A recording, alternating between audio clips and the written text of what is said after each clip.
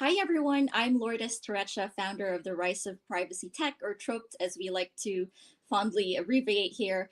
Welcome to the TROPT Webcast. I'm really excited about today's webcast episode. It's GDPR Day, so happy birthday GDPR. But beyond that, I'm super excited because we have two of the most vocal, thought-provoking privacy leaders and commentators when it comes to GDPR and just privacy and data protection law in general, Alexander Hanff and Dara O'Brien. Welcome to the webcast, Alexander and Dara. Thank you for spending time with us today. Thank you, Lourdes. Nice to be here.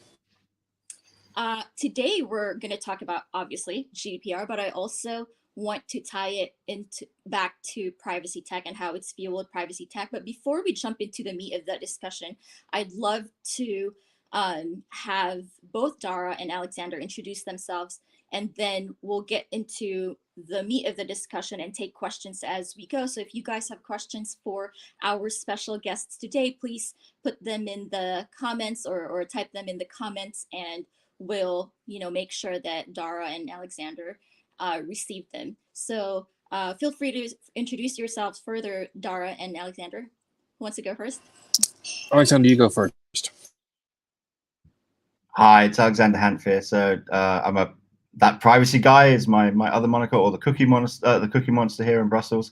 I've been working in privacy for 15 years now. Prior to that, I've worked in computer science for 30 years. I've been very heavily involved in the development of EU law, particularly around the use of online tracking technologies and GDPR, and helped to draft the upcoming e-privacy regulation. And as Lourdes has already said, I'm incredibly active in this space, quite vocal, and probably known by most of you in the audience today already. But it's a great pleasure to be here, especially on this day. It's an important day for anybody working in this profession. So thank you very much for having me. Thank you, Alexander. Well, I'm Dara O'Brien. I'm the Managing Director of Castlebridge. We're a data governance, data protection consultancy based in Ireland.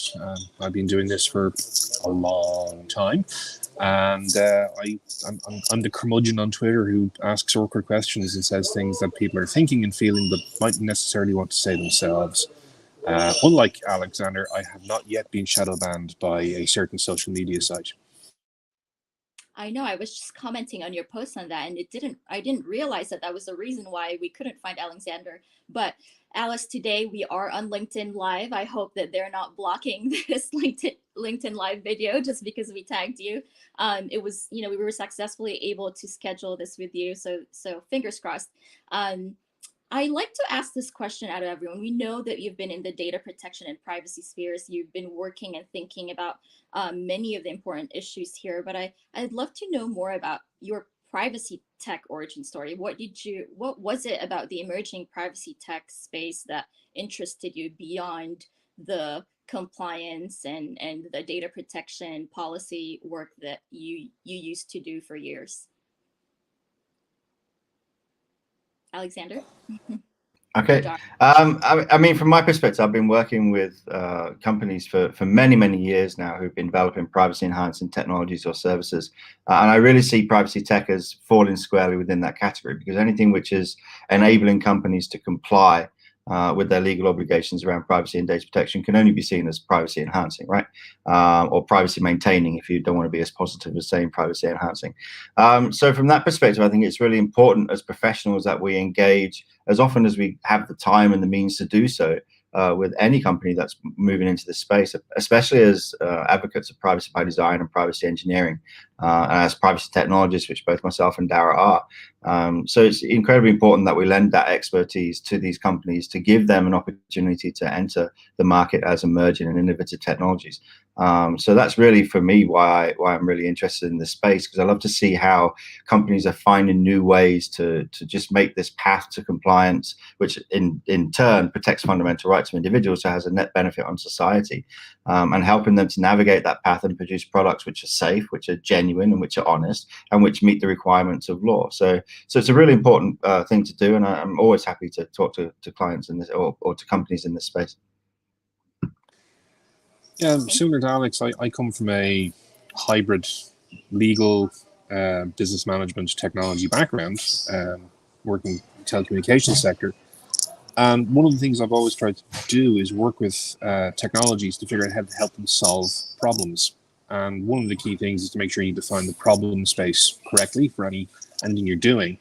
And one of the areas where in the past we've sometimes had blind spots is, well, what are the implications for fundamental rights? What are the implications for privacy? But also, how can doing those things right enhance the capability of a product or a service or a technology in terms of its ability to borrow from recital 4 of the venerable GDPR, process data to serve humankind.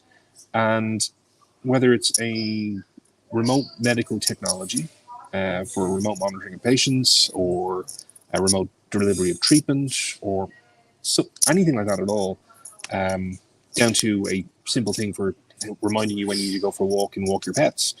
All those technologies have lots of interesting features people can apply. Developers are fantastically innovative at finding fun ways of enabling new things. But like a child in a candy shop, sometimes they need someone to tell them, no, not that way, or how about you try it this way and we'll have a better outcome. And that's where, much like Alexander, engaging with the community, engaging with technologists is essential. We can't fix the problems of privacy and data protection by ignoring technologists and hoping they go away. That's what cocktail parties are for. You guys make such amazing points, and 2 of them are my favorite points that we also like to make here at TROPT. The first one that Alexander said that I want to highlight is, as domain experts in privacy, we really do have a responsibility to help guide the emerging privacy tech space and lend our expertise to those who want to build in the space and build solutions that solve for privacy problems. And I also equally loved Dara's comment about privacy as an enhancement to existing products. I think the way we phrase it is that privacy is now becoming a part of product excellence. It was no longer just an add-on, a feature that was a hindrance, a compliance nightmare or headache. Now it's increasingly becoming equated to part of product excellence, as many other companies are starting to talk about privacy features as the analogy I draw there, Lourdes, is that until the mid-1980s, in many countries, you had to pay extra for seatbelts in your car. Now they're fitted by default. That's the journey we're on in a privacy tech and privacy supportive tech environment. Yeah. I think another thing there as well is we have to understand we're working in the space as consultants. So, we're working with companies large and small across the world on their compliance operations and on their data ethics practices and their privacy engineering, et cetera, et cetera.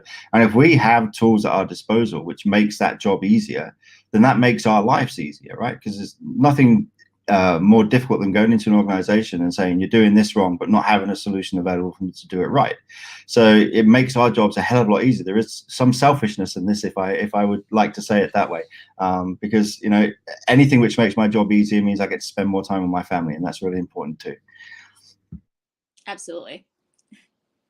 As you can see, I was doing some camera gymnastics there to preserve the privacy rights of the person who was coming to clean up my lunch. And we appreciate those attempts, no worries. Well, it's GDPR Day. We can't ignore it any longer. Happy GDPR Day to you both. I know we've spent years working on this law as in-house lawyers, as consultants, as outside, counsel and whatnot. And I'm curious, beyond the enforcement and the policy making and the loss that GDPR kind of fueled all over the world, I'm curious how you would articulate or describe its role in fueling the emerging privacy tech space. On the one hand, you have this New York Times article from a few months ago saying that privacy tech startups are kind of taking advantage of big tech's privacy woes, and so they're seeing the backlash, and so they're rising up and responding to it. And then a few days ago, you had this Wired article saying GDPR really wasn't that great. There were so many things wrong about it. It wasn't that impactful. How would you guys describe its effect on this emerging privacy tech space? How would you characterize it? Personally, I'd characterize it as follows. 12 years ago, when I set up Castlebridge, nearly 13 years ago now, the most common question we got from clients was, can we spam these people? Yes or no? Now we're being asked, how do we design this data flow or this implementation of technology? During our use case development, during our, and indeed looking at the business model for a startup, for a tech business. How do they do it? How do they build these principles in early on in the evolution of the business? So that's the big change for me. The conversation is different. I don't know if Alexander would agree. While we're having this, he and I are having the same conversations that we would have been having 4 years ago, 14 years ago, and indeed that many people were having 40 years ago. But at least we're having them at a different level, and we're having them with, dare I say it, more interesting people. Alexander, what would you think? I agree, and I also think, you know, I love it when we get articles like the Wired article, because it gives me a chance to really pile into these detractors. So the legal counsel or the legal director of LinkedIn actually posted a comment on the Wired article just the other day, and I explained to him in my response to that, you know, it's not surprising to me that we're seeing these types of articles, because there are some companies that are, let's be honest, a little bit unhappy with the situation, because it is protecting fundamental rights. GDPR is absolutely working. There's no question. It may not be working as fast as we'd like it to, but the status quo has shifted significantly in the last 4 to 5 years, without question, and obviously over the last 10 years as well, as a result of things like the Snowden revelations, the work of myself and people like Max Schrems, and the development of these laws. And we're seeing the widespread adoption and modeling of new laws across the world, as you said, based on GDPR and this high bar that we've set, which I think is wonderful. So, you know, when big tech comes to me and complains, or I see big tech complaining that GDPR is bad and hasn't been working, it just makes me realize that actually it's working very well. Otherwise, I wouldn't be saying anything about it. So it's not something I'm concerned about. I think it's wonderful that how much we've evolved over the past 4 years. Enforcements could be better, absolutely, but we're seeing an absolute change in corporate attitude. We're seeing more choice provided, more transparency.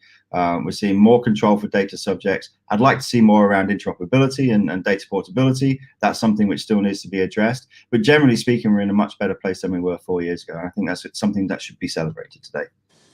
Yeah, I echo what Alexander said there. One thing with the Wired article, if someone writes an article outlining all the problems, well, if they're not proposing and outlining what would the alternative be, cry me a river.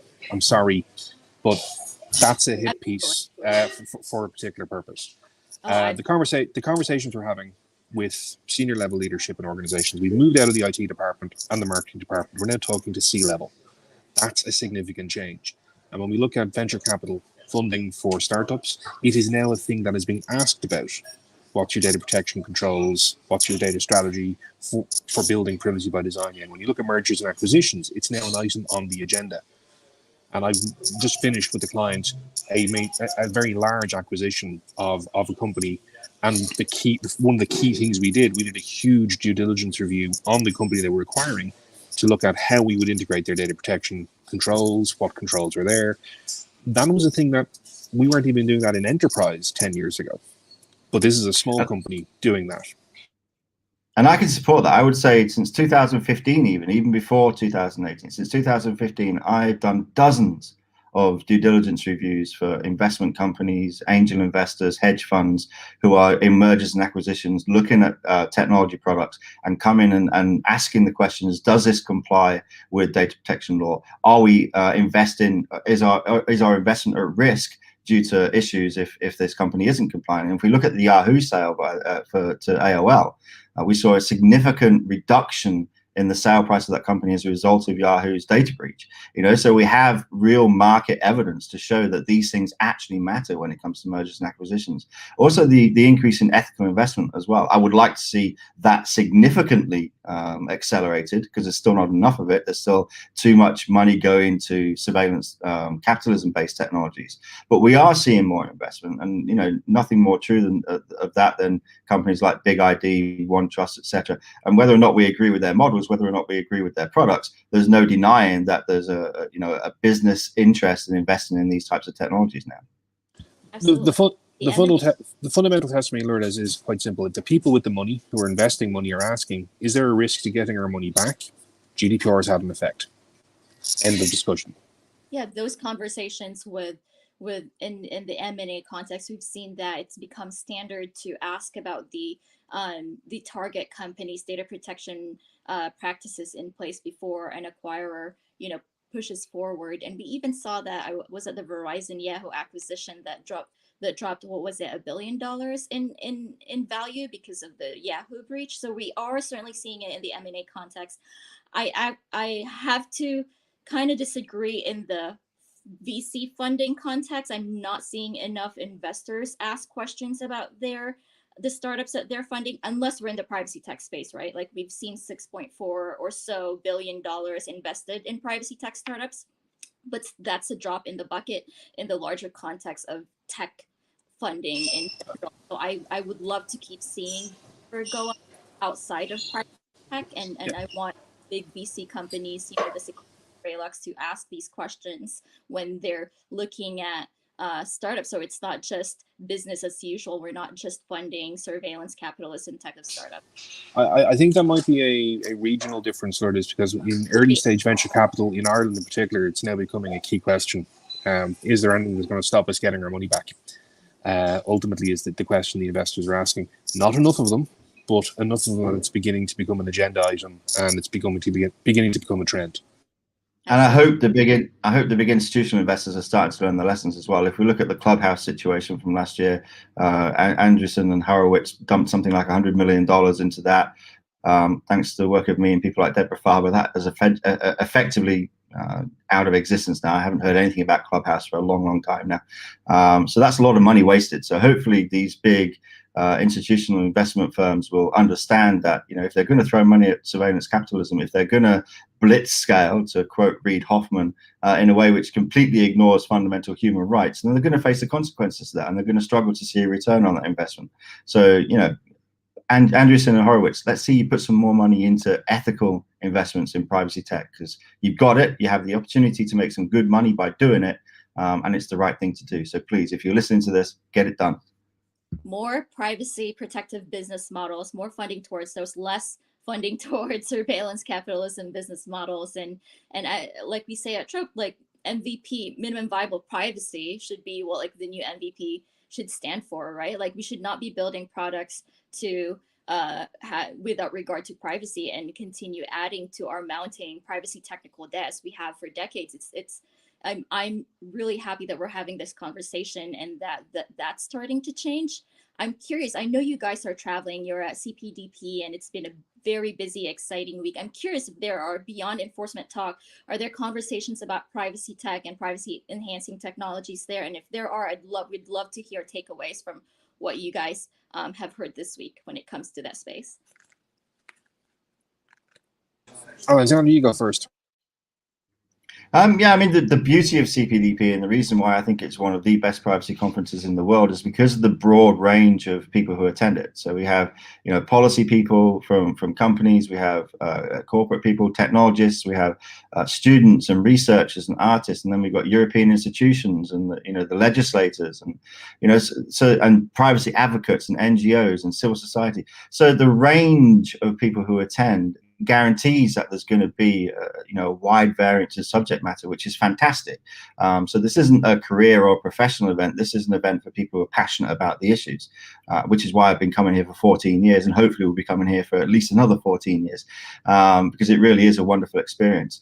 And on top of that, you get to catch up with all your old friends who you've known for a long time. I was speaking on a panel with Apple, so I spoke a lot about data ethics, the impact of technology on human beings, on society, the importance of engaging in democracy. I was very lucky to have Apple's head of privacy engineering, Eric, on the panel as well. He was talking about what Apple are doing with regards to their privacy engineering, the things that they're doing within their ecosystem to help preserve privacy. And there's always a number of sessions on these issues, on privacy technologies and privacy by design, privacy engineering. Particularly something which is missing in many other events like this is the research side of this. So significant PhD papers and other research done by academic institutions, which is objective and sustainable and is based on knowledge as opposed to corporate profits. And I think that's very, very important. So we see this stuff every year at CPD, and anybody who is interested in privacy and data protection, who has the opportunity to get to Brussels in January, which is when it normally is. This year it was put back to May because of the pandemic. But if they can get there, it's the most valuable, in my mind, in Europe at least, the most valuable privacy conference you can attend. So make the effort to go there, and you meet some wonderful people to boot. Yeah, I think I'd agree with everything Alexander said there in terms of the conference. In terms of privacy enhancing tech and the privacy tech space, there were some fantastic papers on things like natural language processing for unstructured data and free text, which is the bane of everyone's existence when it comes to finding the hidden stuff that causes problems in data protection and data privacy work. There were some really good sessions on privacy engineering.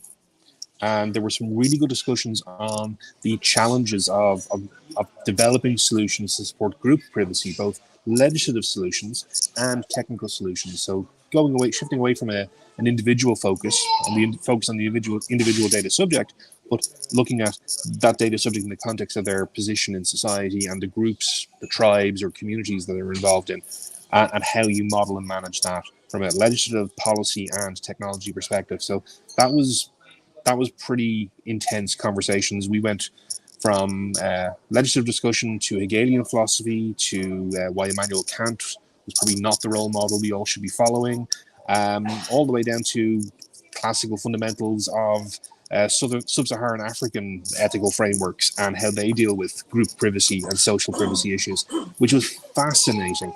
And you wouldn't get that at other conferences from organizations who we will not name. I think the other thing as well that you just mentioned on the Saharan thing as well, that the use of art to try and emphasize the impact of technology is something which is always core and has always been core to CPDP. So you really get to look at things from outside the usual scope that we look at things, you know, seeing things from an artistic way, how that impacts people who are thinking about these things. And it's truly delightful. I mean, it's unique to this conference. I've never seen that at another conference, and it's been the same since they started because of, and this is the reason why the CPDP conference is situated in the location that it is situated, because of that techno art kind of culture that goes with it. So yeah, it's fantastic. Yeah, so it's a big thank you to Paul DeHert and the team who put it together every year. They've done a wonderful job consistently for the last number of years, and particularly during the pandemic where they went online with us, which was a challenge, finding privacy respectful solutions at the drop of a hat, which they had to do. Absolutely. I mean, I couldn't agree more when it comes to more rigorous, thought-provoking type of conferences and less of the corporate type of discussions when it comes to privacy and privacy tech. I do love the research that's being done. Like, it reminds me, what you described reminds me of Pepper, which is, you know, most of them are studies and PhD work from all over the world, from Oxford, from Carnegie Mellon. And so it reminds me, that conference reminds me of what of Pepper, which is similar in the type of rigor that they do have. And I'm with you. We need more of those types of conferences. I'd love to kind of focus on a specific category of privacy tech, which is one of the first ones, right? And it's the privacy program management and workflow automation category. So this was the category that the GDPR primarily fueled, because in response to it, to manage a privacy program, to manage the workflow that needs to be done, to respond to DSARTs and PIAs and whatnot, we saw a slew of startups build in this space, including the bigger players. I'm curious, like, what is the state of this subcategory to you? Are we in a good enough space? And Dara, you work with clients, same with you, Alexander. Are the solutions out there, which are some of the more mature solutions, because it's one of the mature categories of privacy tech, are they doing a good job in your opinion? Are there things that we can do? What's the good, the bad, the opportunities? I'll start. I'll take this one first, Alexander, because I'm coming this from the data quality and data governance world first and foremost. That's where my initial work was. Data protection was always 1/3 of what I did in the phone company, and it's 1/3 of what we do in Castlebridge. And what I've saw with the evolution of the workflow management tools, etc., from a privacy perspective, was essentially implementing functionality we'd already developed in the data governance world 15 years ago. There was nothing new happening. It was simply the same approaches being taken to addressing the problems. And all these solutions are now hitting a plateau where no technology replaces humans. There's very limited ways that you can automate this, because what you're actually doing with any of these solutions, with any of these projects you're trying to implement with GDPR or anything else you might do around data governance and data management, is you're paying down your data debt and your technical debt. All the stuff you should have done when you were implementing things like documenting processes, documenting specifications, documenting metadata, implementing ownership and control and sign-off. Those things haven't necessarily been done to the level they should have been done. And now these tools are coming in saying, we will solve this for you. And they can't, because you still need humans to populate those tools and implement those processes. Because if you don't have a process, it doesn't matter whether you spent $1 million or $2 million on the fanciest AI technology in the world. If you don't have the process and you don't have the people, and you haven't trained the people to understand how to use those tools effectively, it's a pointless investment. We learned that 20 years ago in data quality management. We learned it 15 years ago in data governance, and we are now learning it in data protection. And I'm really tired of seeing people standing on the same rakes every 5 years. I'm going to approach this from a slightly more positive angle than Darragh, which is highly unusual. So take full advantage of this. I'm very lucky. Yeah. I'm very lucky. I have a number of clients who are working in this space, and I've advised dozens of companies working in this space over the past 5 years or more, as well as being currently on several advisory boards. And whereas I agree you cannot replace the human aspect of compliance, absolutely. And as I said in my panel yesterday with Apple, it's not about technology, it's not about compliance, it's about the culture of privacy and data protection within the organization. That is without question the most important thing. That said, there are some companies out there who are working with solutions to make that workflow slightly easier.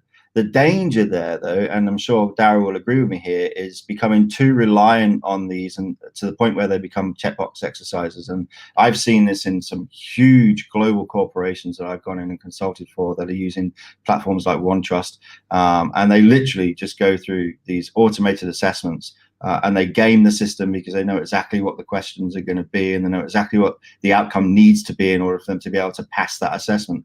So we have to be really vigilant and make sure that if we are using automated workflows or tools to help ease the amount of resources required to conduct those workflows, that they're done honestly. And this again was a point I raised yesterday. The most important thing when it comes to compliance is honesty. If you're not honest as a corporation about what you're doing with data, then you're never going to be compliant, because you're not going to be transparent, because you can't if you're not being honest. You're not going to gain trust, you're not going to gain market share or brand, enhance your brand reputation, et cetera, et cetera. And that goes for the use of these tools as well. If you're not being honest in how you're using these tools, if you're gaming the processes just to go through a checkbox exercise to make it look like you're doing what you should be doing, smoke and mirrors, then that is a very dangerous path to go down.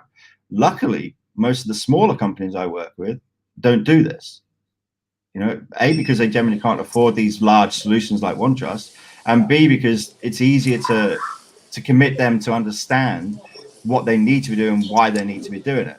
But the problem I see is with the giant corporations. They're the ones who, they put hundreds of millions of dollars into their privacy and compliance programs and cybersecurity programs over an extended period of time, and it's wasted money because it's not effective if they're just going through a checkbox exercise and really don't give a damn about the reasons for doing this in the first place. Yeah, I'd agree with Alexander on this. I kind of came in hard to provoke the argument. Organizations that take it seriously and actually embrace the culture change and the strategic value of data protection and data privacy can make fantastic use of these tools as accelerators. The problem is, if people are buying these based on a vendor's sales pitch or a general procurement to buy a thing, that's the software is not a solution. The worst thing we ever did in the IT industry was refer to software as a solution, because that missells what's being offered. I go back to when I started in the CRM program in the phone company back in 1999, when customer relationship management was a strategy, and 3 years later it was buying Salesforce. And we need to make sure we avoid falling into that same pitfall again when we're buying tools and technologies to help our data privacy and data protection programs and implement privacy enhancing culture change in organizations. So I think another thing I just had one more thing there. I think another thing that's really important is making sure that you're scoping the work appropriately. I'm still going into large organizations who are scoping privacy and data protection work under cybersecurity, and it's not appropriate. It doesn't work. The risk approach is a completely different trajectory to what it needs to be under privacy and data protection compliance regimes. It's simply, it's continuing, and it frustrates me no end. Absolutely not. It's one thing that makes me angry in my job. I'm generally not an angry person, despite what people may think. I'm actually a really nice, happy guy, just trying to do the right thing. But this thing really, if I'm going to be frank, really pisses me off, because they know better, and they should know better. And using these tools inappropriately like this, and framing everything around, context which is completely irrelevant to the vast majority of the work that they do. Cybersecurity is one part of data protection and privacy. Data protection and privacy is not part of cybersecurity. They're distinctly different things. They're distinctly different domains. But they're not equivalent. And I get really angry when it comes to that as well, Alexander, coming from the cybersecurity industry before focusing on the privacy tech space.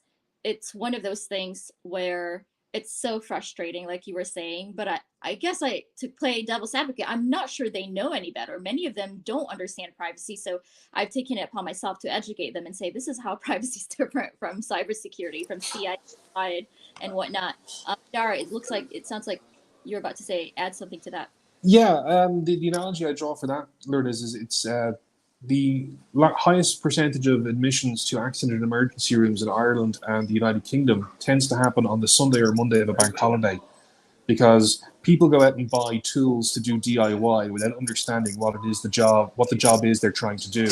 And we have a lot of organizations that are currently in the accident and emergency room of data protection programs because they bought the wrong tools or used them in the wrong way. And that's the learning curve we're on. Thank you. I think another thing as well is really important is resourcing. So, I know, and everybody who's probably in this discussion or watching this knows that, InfoSec or CTOs and CISOs have struggled for years to get appropriate resourcing for their management of security issues within an organization. And now that resourcing is being diverted to privacy and data protection, and it's inappropriate. Companies need to resource for both. They need to resource both for cybersecurity, and they need to resource for data protection and privacy. It's not the same thing. It shouldn't be in the same budget. They should be distinctly separate budgets, so that you don't get this muddying of the waters, and that the resources are provided where they're needed. Absolutely. I feel like I could talk to you guys for hours and hours more, but I do have one last question before we wrap up, because I know you guys have places to go and flights to take after this. It's more of a playful question, really, and I'm curious, beyond the privacy tech tools, business, consumer, or otherwise, that we're seeing there today, what, you can be playful about it, you can be imaginative about this. What privacy tech solution do you wish exists that doesn't today? Like, if you could snap your fingers, wave your wand, what would that look like?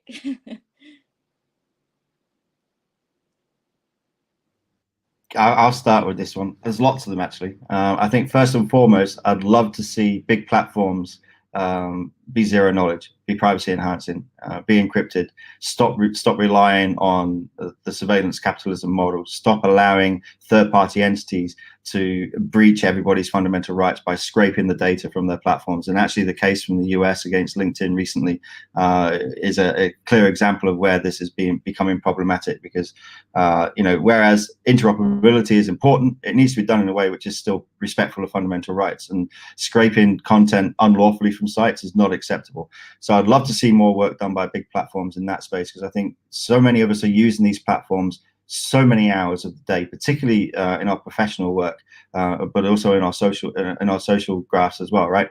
And until we have that, that's going to become really problematic. I think another thing I would really love to see, again, going back to data portability and interoperability, we have a massive problem with competition in the market as a result of giant corporations who have used, what I would argue, illegal activities in order to gain their market advantage through network effects. So if you look at companies like LinkedIn and Clubhouse as two examples, pulling down address books of users and spamming those address books in order to grow the network is not appropriate. And any company which is built on that foundation of illegality really is impotent and shouldn't have any right to exist in the first place, in my mind. So we really need to see better behavior by these platforms, and we need to make sure that they're held to account when they do this, because if they don't, then the market is not equitable. Nobody can join the market if the rules are different for one than they are for another, because the rules are being ignored by one, whereas others are trying to obey the rules. So, you know, from my perspective, anything which is going to protect data more, because as we've seen with the ad tech industry, it's just phenomenal the amount of data about us that's out there. Will win in my book. Thanks. Yeah, I'd echo everything Alexander said. I'd also say that there's lots of fun tools and technologies I can dream of that would make life easier. And I think any technology that helps accelerate the implementation of processes is good, and we should look for it. Any tool that lifts the drudgery of some of the things we have to go through, doing the day-to-day work of data protection and data privacy, is welcomed.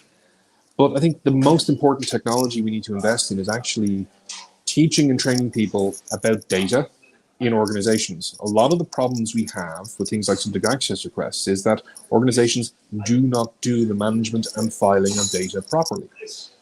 We've forgotten these disciplines. And it's a fundamental issue of data literacy, training and upskilling staff in the context of their roles to understand what data they have, what data they need, and what happens to that data next, so that they can communicate that to people when they ask, and more importantly, they can get rid of the data when they no longer need it, and it drives that culture change, that awareness and understanding we need. Tools and technology are 30-40% of the solution. 60 to 70% of the solution is the humans in the organization, and making sure they know what they need to do in the context of their role. And the most powerful technology is the human brain. This is another thing which is, you know, really made me smile lately as well, is we're starting to see the emergence of these types of technologies. If you look at Ethica and their privacy by design framework for engineering, it's absolutely fantastic. It's the first time we've seen privacy by design which is able to be implemented within the engineering tool stack. If you look at Privado and the work that they're doing on being able to scan source code in order to determine what personal data or how personal data is being used, these tools are absolutely fantastic. And I really applaud the efforts that they're making, despite the fact that it's so difficult for them to get the relevant funding they need to be able to do this at scale and rapidly, right? So I'm really hopeful in that, and I see these things emerge into the markets. I'm very supportive of them, and I try and do as much as I can to assist them. But also, as you know, as Dara said as well, it's very, very important that we make sure that we still keep that human-centric approach, that we understand that these are tools, they're not end-to-end solutions, right?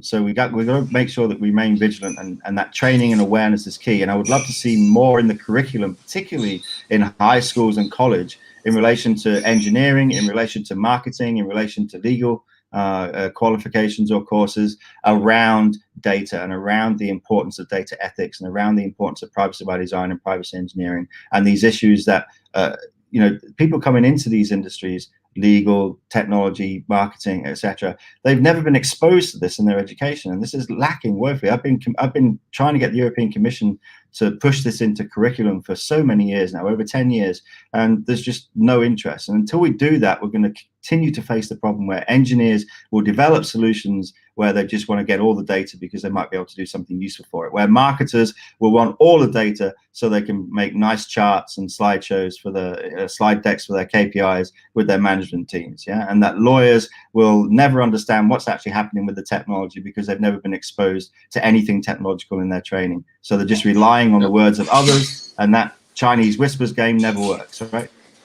Yeah, I'd echo what Alexander is saying there, because what we need to build is that virtuous circle where we have people understanding that they need a tool like Ethica or Privado, and then that drives the market, means investors give them money to build those sorts of tools instead of giving it to the dark side of the force.